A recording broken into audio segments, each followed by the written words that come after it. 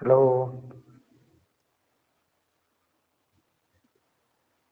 হ্যাঁ স্যার। শুনতে পাচ্ছ? হ্যাঁ স্যার, শুনতে পাচ্ছি। হ্যাঁ স্যার। স্যার ওকে,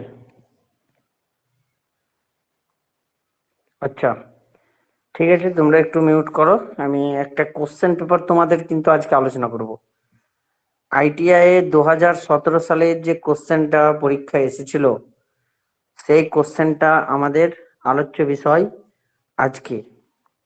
তো কোশ্চেন ব্যাপারে আগে আমি তোমাদেরকে বলেছি যে আমরা আইটিআই বেসের যে কোশ্চেনগুলো আমরা আলোচনা করি সেগুলো অ্যাকচুয়ালি মাধ্যমিক বেসের উপর ডিপেন্ড করে।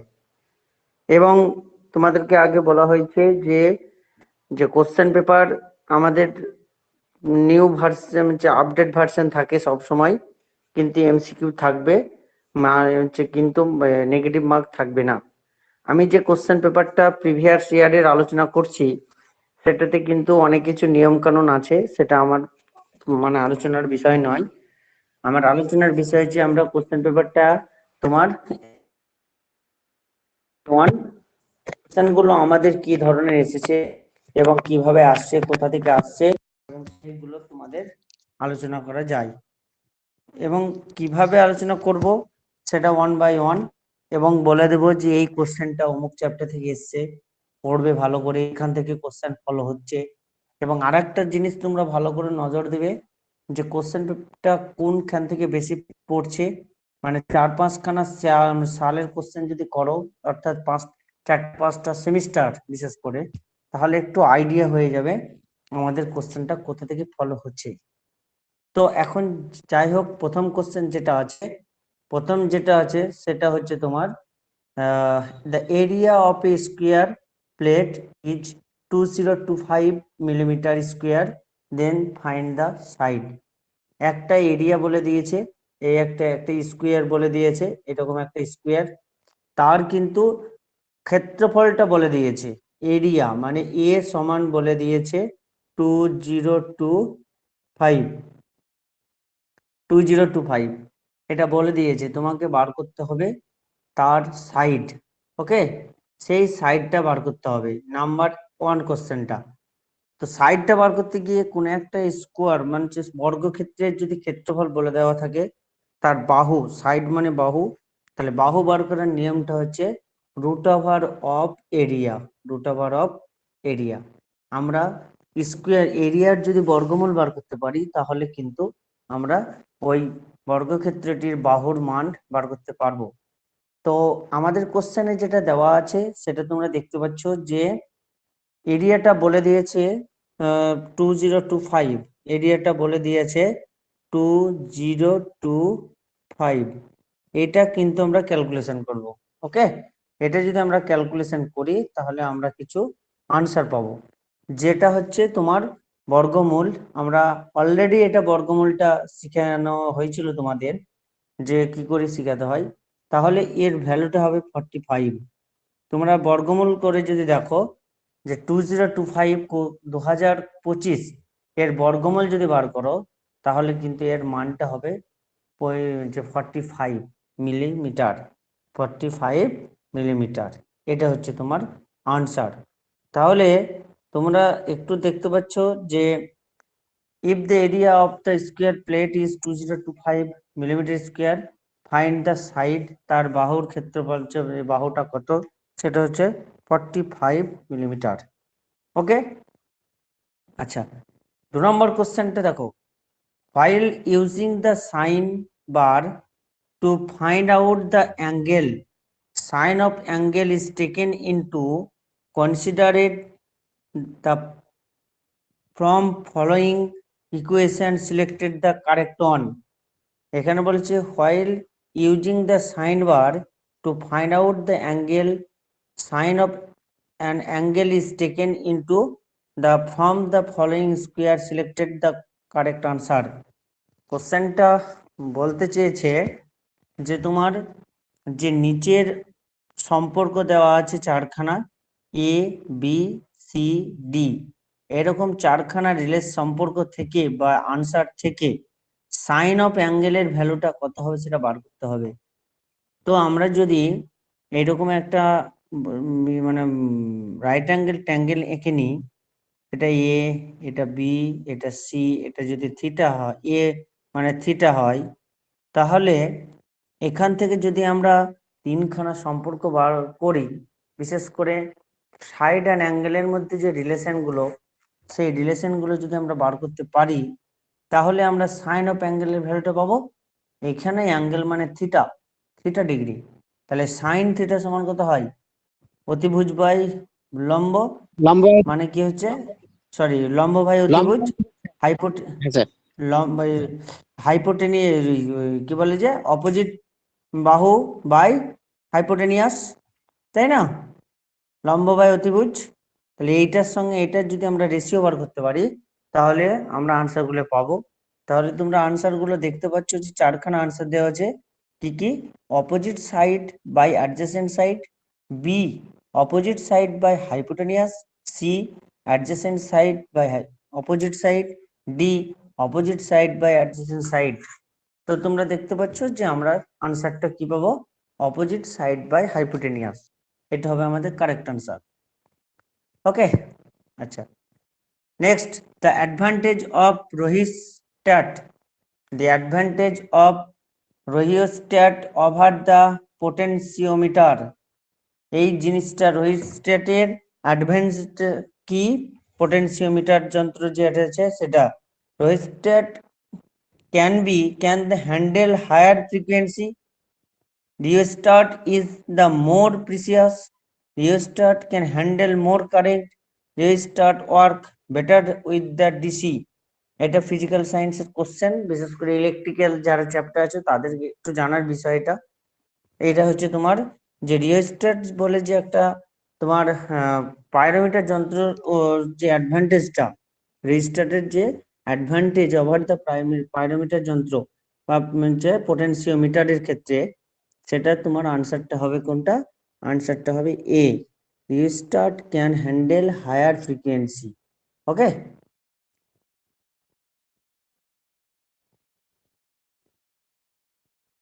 আচ্ছা। তারপরে হচ্ছে 4 নম্বর কোশ্চেন। 4 নম্বর কোশ্চেনটা দেখো, find the factor of x from the following, x square minus 7x plus 10 equal to 0। একটা কোয়াড্রেটিক ইকুয়েশন দেওয়া আছে, x square minus 7x plus 10 equal to 0। এটা হচ্ছে কোয়াড্রেটিক ইকুয়েশন। এই ইকুয়েশনের ফ্যাক্টরাইজেশন করলে এক্স এর ভ্যালুগুলো কি হবে সেটা তোমাকে বার করতে বলেছে। কিছুই না, x equal to 5, এখানে equal to 2 x equal to 5 factor. and x equal to 2। তুমি যদি হ্যাঁ স্যার, এই তো এটাকে ফ্যাক্টরাইজেশন করো, তাহলে x square minus 5x minus 2x plus 10 equal to 0, x minus 2 into x minus 5 equal to 0, তাহলে x equal to 2 comma x equal to 5। তাহলে আনসারটা হয়ে যাচ্ছে তোমাদের যে x equal to 5 comma x equal to 2, মানে হচ্ছে 1 নম্বরই আনসারটা তোমার কাজ করছে। Next question, which the instrument you recommended to use the measure temperature above 50 degree centigrade? Which instrument you can recommend to use the measure temperature above 35 degree centigrade? Hydrometer, thermometer, pyrometer, calorimeter. বলছে 350 degree তাপমাত্রা মাপার যে যন্ত্রটা, মানে high temperature মাপার যে যন্ত্রটা, সেটা কি, সেটা তোমাকে বলতে বলেছে। এটার আনসার কি হবে বলো তো? এটার আনসার হবে তোমার পাইরোমিটার। হাইড্রোমিটার জলের গভীরতা মাপা যায়, আর মাপার জন্য। পাইরোমিটারটা অতিরিক্ত তাপমাত্রা মাপা যায়।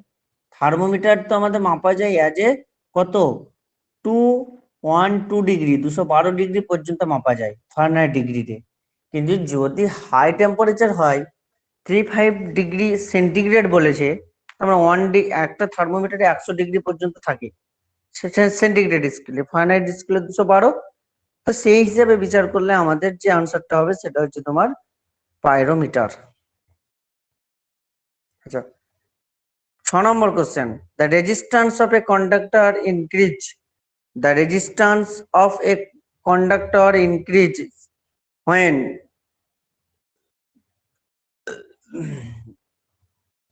A, the specific resistance of the material decreases, the length of conductor increases, the sectional area of conductor the decreases, the conductivity of air increases, the resistance of a conductor increases. হ্যাঁ, একটা তোমার যে তড়িৎ পরিবাহিত হয় তার যদি কন্ডাক্টরের যে রেজিস্ট্যান্সটা যদি ইনক্রিজড হয়, তো নিচের কোন আনসারটা প্রভাব ফেলবে? Specific resistance of the material decreases, the length of the good conductor the increase, the sectional area of the conductor decrease, the conductivity of the wire increases. তাহলে আমাদের কারেক্ট আনসার যে কোনটা হবে? কারেক্ট আনসারটা হবে এ, the specific resistance of the material decreases. ওকে, আচ্ছা next দেখো 7 নম্বর কোশ্চেনটা, find the lateral surface area AS of the shaft of the diameter 20 millimeter and 100 millimeter. তাহলে তার the total length surface area, এটা যে টোটাল একটা সারফেস এরিয়া আছে এর তোমার ল্যাটেরিয়াল সারফেস এরিয়া, হ্যাঁ, of the diameter 20 meter and কত 100 মিটার। তার ডায়ামিটারটা হচ্ছে তোমার ব্যাসার্ধ, ব্যাসটা হচ্ছে যেটা হচ্ছে 20 মিলিমিটার। এটা তোমাদের নেই মনে হয় সিলেবাসে এখন, আচ্ছা ঠিক, ওটা পরে আলোচনা করছি। 8 নম্বরে x equal to a cos x phi, b equal to y equal to b tan phi, then the value of x square minus a square minus x square by a square minus y square by b square। এখানে একটা question দিয়েছে, খুব ভালো question. দেখো x y এর value are given that, হ্যাঁ x এবং y এর ভ্যালুটা দেওয়া আছে। কি দেওয়া আছে? x equal to a sec phi R y equal to b tan phi।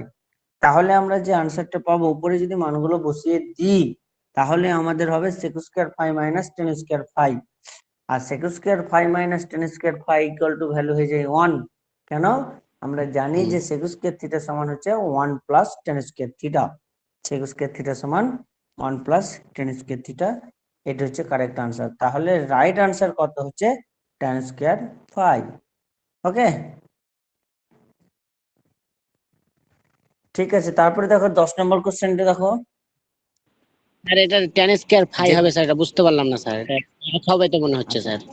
আচ্ছা মানটা Long যদি answer আমরা হবে। বসিয়ে দিই, শোনো, মানটা যদি হ্যাঁ আমরা স্যার, বসিয়ে দিই x এবং y এর জায়গায়, তাহলে আমাদের x এর জায়গায় হয়ে যায় এটা a square sec square phi by a square minus b square tan square phi by b square. এখন আমাদের ওই যে x এ উপরেতে একটা এ থাকছেই, যেহেতু x equal to a sec phi আছে, b y equal to b tan phi আছে, তাহলে এ কেটে এ বি দুটোই কেটে যাবে উপর নিচ করে, তাহলে sec square phi minus tan square phi আসবে। কিন্তু আমরা ইন জেনারেল ট্রিগোনোমেট্রি নিয়ম অনুযায়ী যখন আমরা প্রথম ফান্ডামেন্টাল জ্ঞানটা যখন ট্রিগোনোমেট্রি থেকে নিয়েছিলাম অ্যাজ এ রাইট অ্যাঙ্গেল ট্রায়াঙ্গেলের মাধ্যমে, তখন আমরা দেখতে পেয়েছিলাম যে sec স্কয়ার থিটা সমান 1 plus tan square theta, sec square theta সমান 1 প্লাস tan স্কয়ার থিটা। এই সূত্রের সাহায্যে হয়ে যায় sec square phi minus tan square phi equal two 1। কারণ যদি sec square theta equal to 1 plus tan square theta, এটা যদি ভরে দাও ডান দিকে, যদি থিটা গুলো নিয়ে এসো বা বাঁ দিকে, তাহলে কিন্তু sec square phi minus tan square phi এটাই হবে। সেটাই কিন্তু আমরা সূত্র অনুযায়ী 1 বলে দিলাম। আচ্ছা 10 নম্বর, x plus y equal to 18, x minus y equal to 2, find the value of x y। এটা খুব ভালো কোশ্চেন, এটা হচ্ছে সমাধান। এই যে ফার্স্ট অর্ডার, ওই সেকেন্ড মানে দ্বিতীয় যেটা হচ্ছে ঘাত 2, বিশেষ করে চলরাশি দুটো চলরাশি বিশিষ্ট ইকুয়েশনের যে সমাধান, যে x plus Y equal to হচ্ছে 18 আর x minus Y equal to 2, তাহলে find the value of x and Y. এটাকে আমরা যদি অপোনেন্ট মেথড, আমাদের অনেকগুলো মেথড আছে, মানে সেকেন্ড দ্বিতীয় ঘাত বিশিষ্ট চলরাশিকে সমাধান করার জন্য। তার মধ্যে সব থেকে সুইটেবল যেটা মেথড হচ্ছে সেটা হচ্ছে তোমার অপনয়ন মেথড। এই অপনয়ন মেথডের সাহায্যে যদি করি তাহলে আমাদের হয়ে যাবে কত, এক্স ইকুয়াল টু আর ওয়াই ইকুয়াল টু যে ভ্যালু সেটা কিন্তু আমরা বার করতে পারবো। তার মানে এখানে কত হবে, এক্স এবং ওয়াই এর ভ্যালুটা, এক্স এবং ওয়াই এর ভ্যালুটা হবে 10,8। কেন? এবার 10 আর 8 এর যদি যোগ করো তাহলে হয়ে যাবে 18, আর 10 থেকে 8 বিয়োগ করলে হয়ে যাবে 2। তাহলে আমাদের এই আনসারটা স্যাটিসফাই করে গেছে। যদি আনসারে ওই আনসারটা মেইন ইকুয়েশনে বসিয়ে যদি ওই লাইনটা যদি না পাও, কোন লাইনটা, যে x plus Y equal to 18 আর x minus Y equal to 10, এটা যদি তুমি মিলাতে না পারো আনসার থেকে, তাহলে কিন্তু মনে রাখবে যে কোশ্চেনটা তোমাদের ভুল আছে, শিখোনি। আনসার হয়তো নাম্বার পেয়ে যাবে এই এরর দেখে, কিন্তু তোমরা শিখোনি, এটা কিন্তু প্রমাণ হয়ে যাবে। আচ্ছা, তারপরে চলে আসো 11 number. In case of the short circuit, short সার্কিটের কেসটা কি, dash current will flow in the circuit, কোন দিকে কারেন্টটা ফ্লো করবে। In case of short circuit, short সার্কিটের ক্ষেত্রে ভেরি হাই, সরি, হ্যাঁ, সব থেকে কত কারেন্ট হয়, ভেরি মানে অতিরিক্ত কারেন্ট তোমার এটা হয়, ইনফাইনাইট, অসংখ্য। তাহলে এটা কিন্তু আনসার কোনটা হয়ে যাচ্ছে, যে ভেরি হাই যখন বলবে, মানে current will flow in the circuit, সার্কিটে কত কারেন্ট ফ্লো করবে জানা আছে। শর্ট সার্কিট হয় যখন, তখন সার্কিটে কত কারেন্ট ফ্লো করে, শূন্য না নর্মাল না ভেরি লো ইনফিনিট, না ইনফাইনাইট, ইনফাইনাইট, ইনফিনিট। ইয়েস।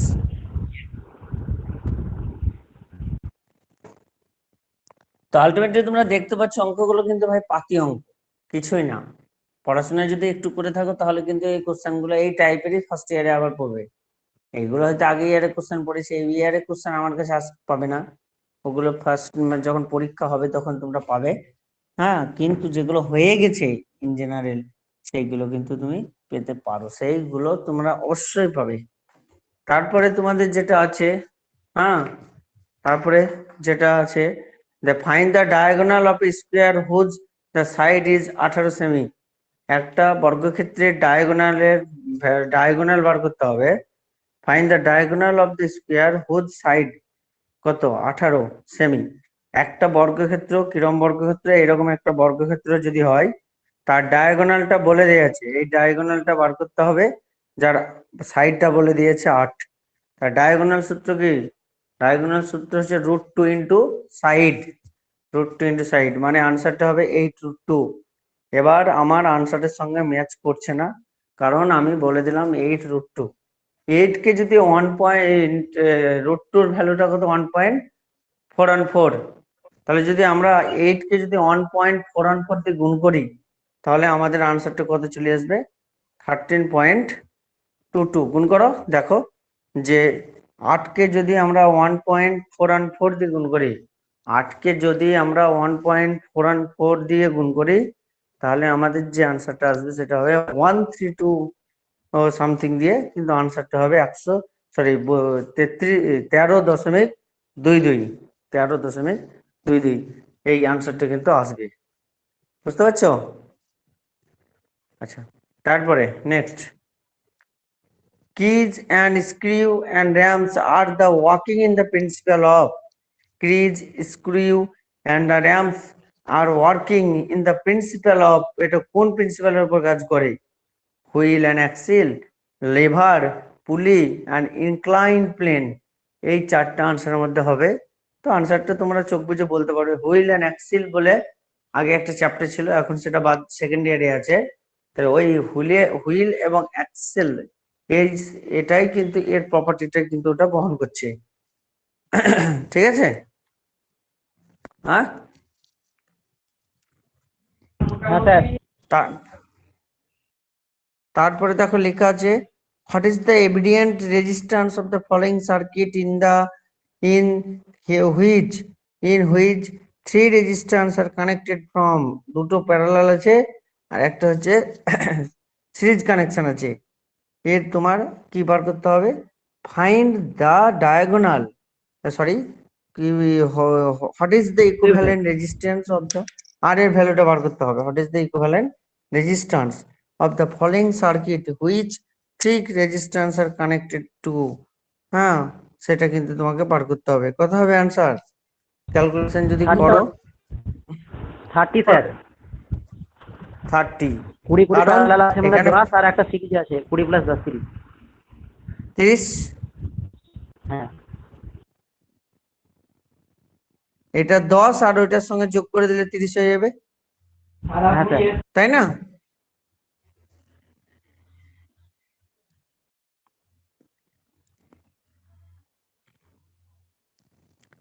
আচ্ছা, next, find the first order lever, the fulcrum is between the power and report, example of this, কোন এক্সাম্পলটার মধ্যে ফার্স্ট অর্ডার লিভারের কথাটা বলে দেওয়া আছে? Lemon squeezer, common balance, safety valve, and wheel tomorrow. সেটা কিন্তু আনসার বলেছে, find the order of the lever, the fulcrum is between the power and effort, power of effort, the example of, যে কোন এক্সাম্পলটা হবে? বলো কোন এক্সাম্পলটা হবে? ফার্স্ট অর্ডার লিভারের কোন এক্সাম্পলটা আমরা স্যাটিসফাই করব? হুইল ব্রাউ, তারপরে হচ্ছে safety valve, lemon squeezer, common balance. বলো, কমন ব্যালেন্স মানে কি বলো তো? দাঁড়িপাল্লা।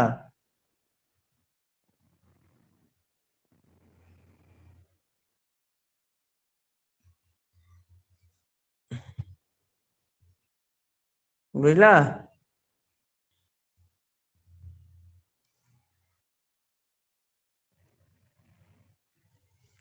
আচ্ছা, next question, which of the following is not an sorry, ওই আনসারটা কত হবে? ফার্স্ট অর্ডার লিভারের এক্সাম্পল কোনটা? কেউ বলতে পারছো না? ফার্স্ট অর্ডার লিভারের এক্সাম্পল অনেক বইয়ে দেওয়া আছে, পড়ছো না নাকি?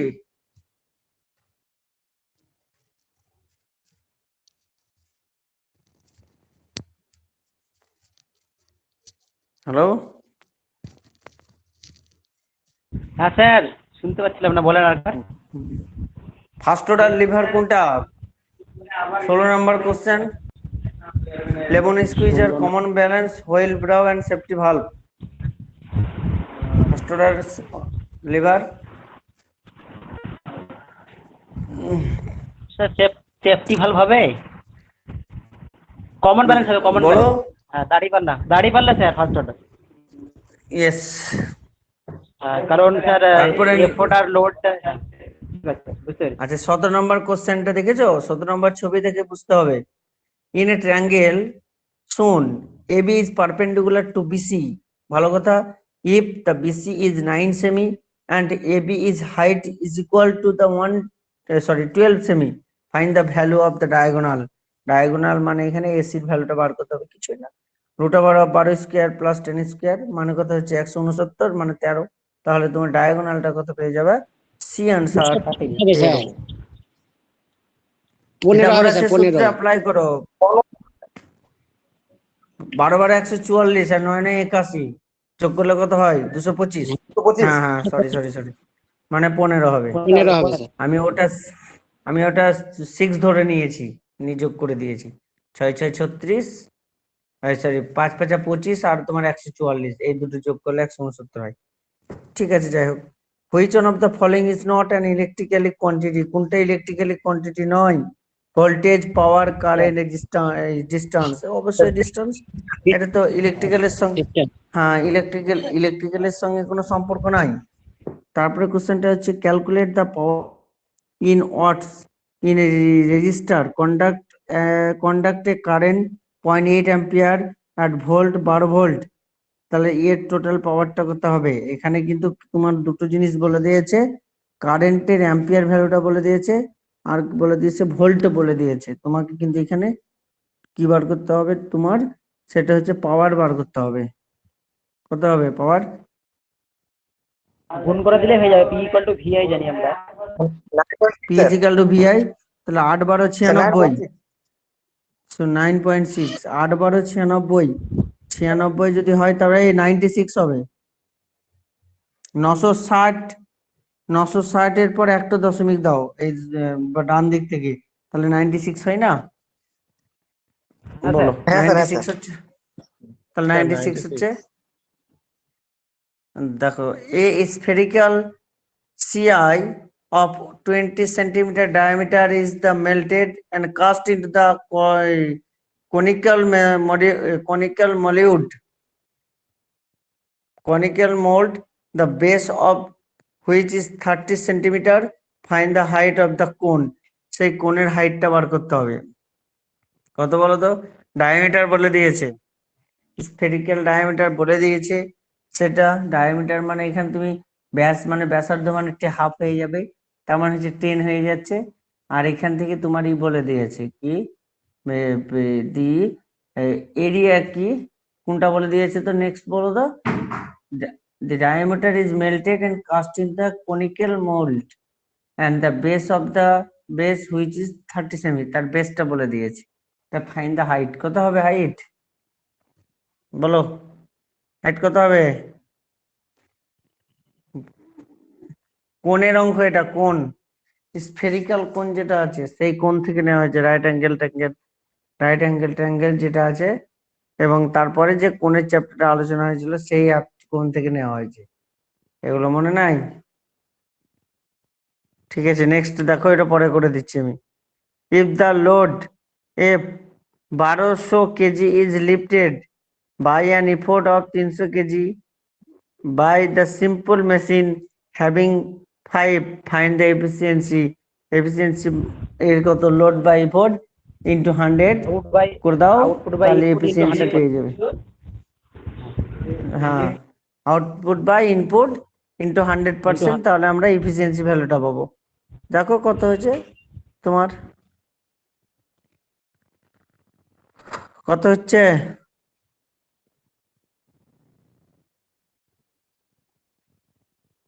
হলো 75 হচ্ছে না 65 না 60?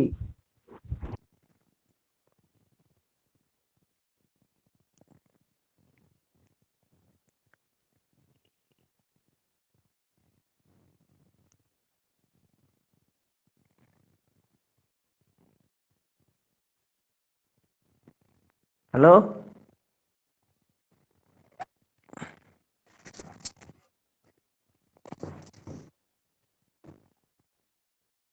তো 75 75 হবে, হ্যাঁ 75%। তারপরে নেক্সট,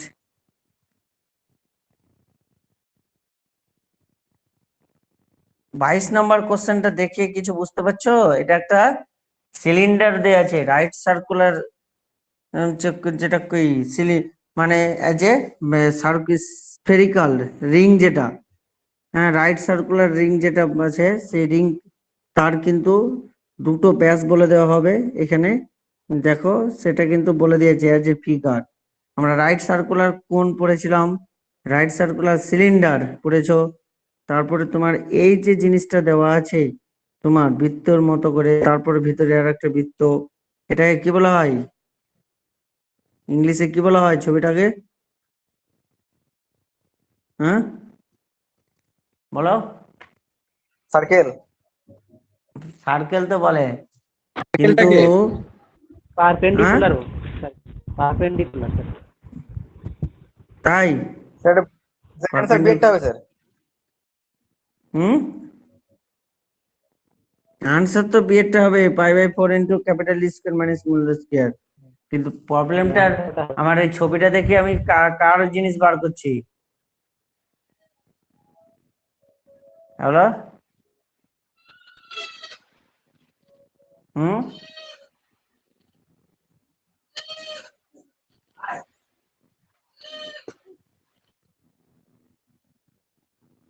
হ্যালো, এটার আনসার হচ্ছে কত? π/4 ইন্টু ক্যাপিটাল স্কয়ার মানে স্মল স্কয়ার। তারপরে আনসারটা কিন্তু পারবে।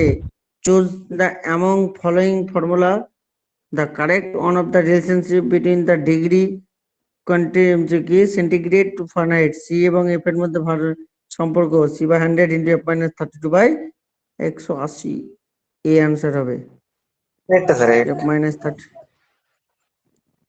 তারপরে দেখো 24 নম্বর, value of the cylinder is equal to, একটা সিলিন্ডারের ভলিউমটা কত? The volume of the cylinder is equal to, একটা সিলিন্ডারের ভলিউমটা কত? Pi square H 2/3 pi square H.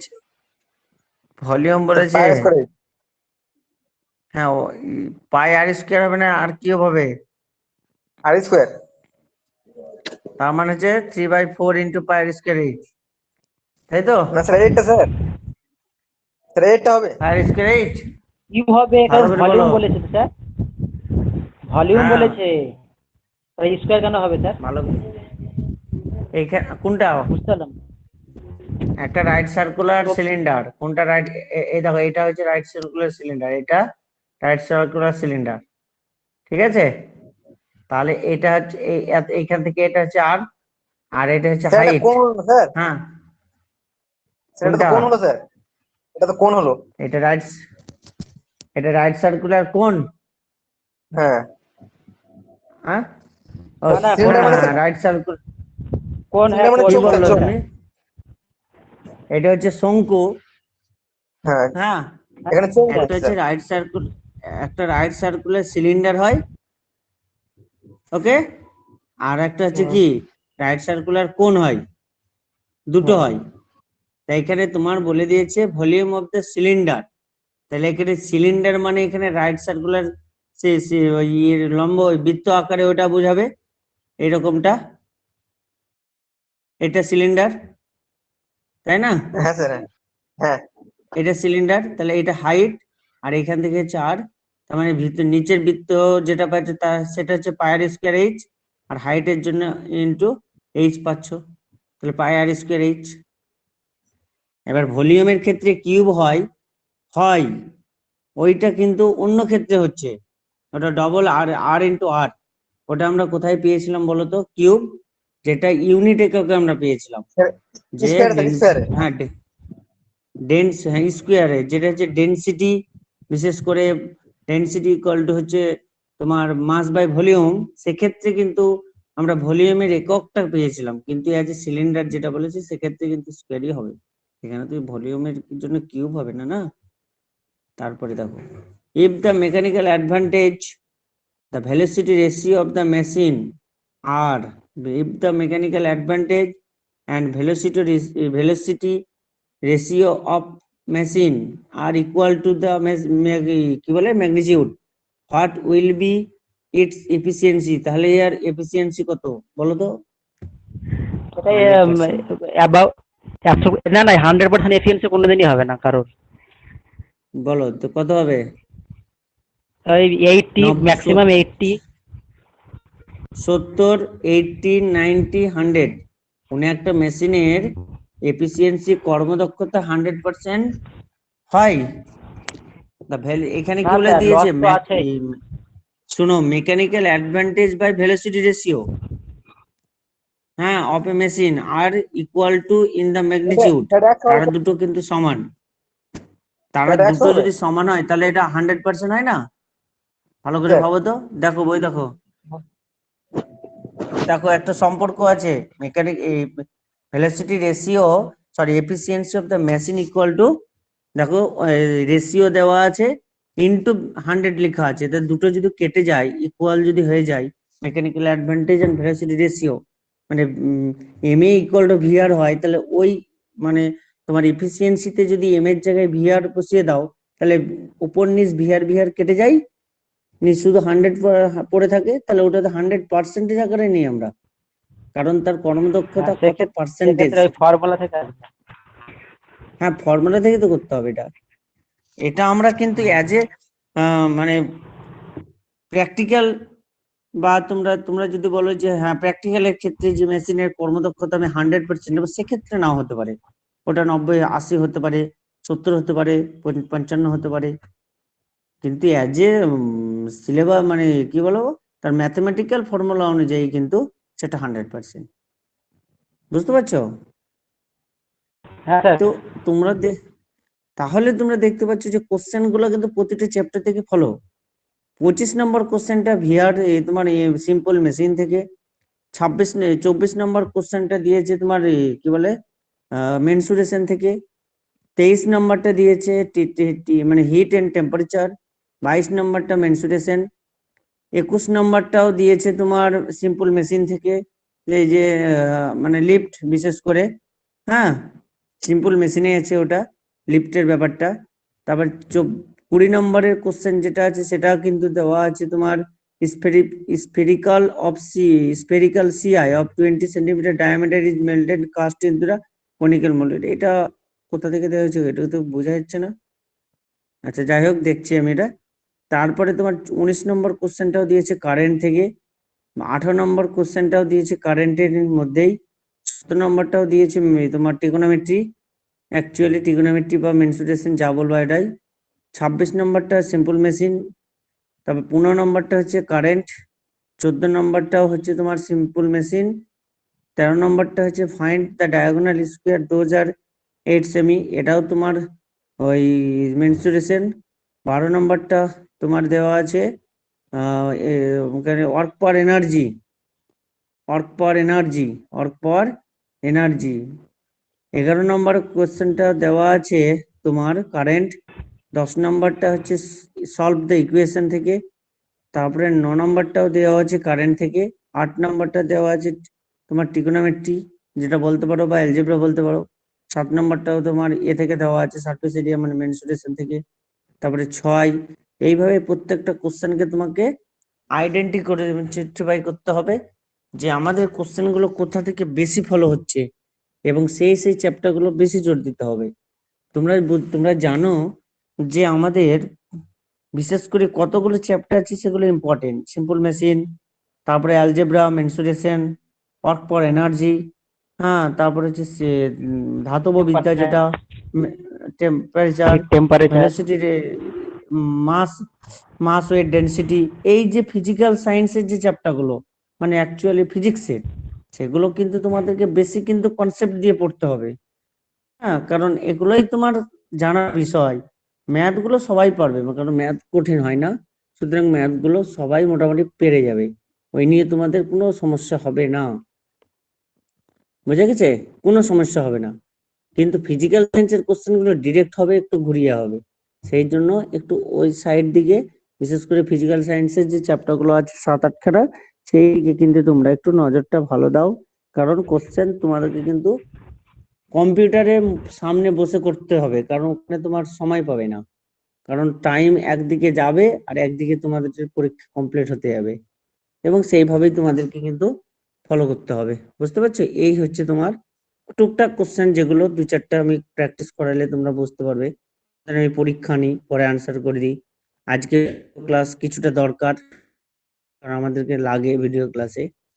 আবার কালকে হয়তো তোমাদের ক্লাস নেই, তো তবুও আমি হয়তো একটা কোশ্চেন দেবো, আপডেটেও তোমরা পরীক্ষাটা দিয়ে দেবে, তার আগে মর্নিং সেশনে যে হবে কিনা বা এক্সাম হবে কিনা।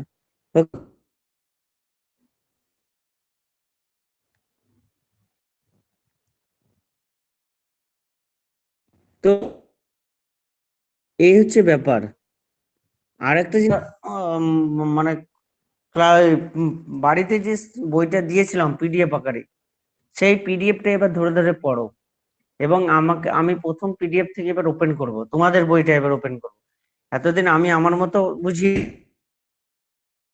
এবার তোমাদের কাছে যে বইটা আছে সেই বইটা এক 1 বাই 1 চ্যাপ্টার, একটা চ্যাপ্টার বুঝিয়ে দিলাম, জাস্ট বুঝাবো, আমি দেবো যে এই জিনিসগুলো আমি পড়ে গেছি আর এই জিনিসগুলো তোমাদেরকে জানতে হবে,